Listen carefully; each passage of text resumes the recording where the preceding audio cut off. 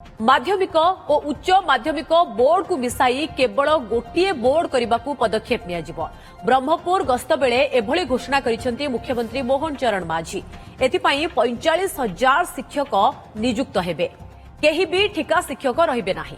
समस्ते नियमित शिक्षक हेबे बोली मुख्यमंत्री कहिसेंती। किछि दिन तळे शिक्षा व्यवस्थारू ठिका नियुक्ति उठाइबा नै दाबी हेबा सहित प्रतिवाद होइथिबा बेले मुख्यमंत्रीको आजिर घोषणा शिक्षक मानक मध्यरे आश्वस्ति आनिबो बोली आशा करा जाउछि। ब्रह्मपुर नीलकंठ नगर शिशु विद्या मंदिरर 42तम वार्षिक उत्सव में जोगदेई मुख्यमंत्री ए घोषणा करिसेंती।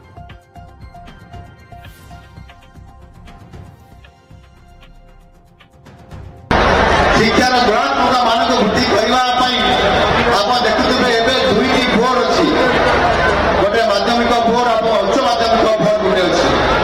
ये दुईटी बोर्ड को आज सरकार निष्पत्ति नहीं गोटे बोर्ड करवा दुईटी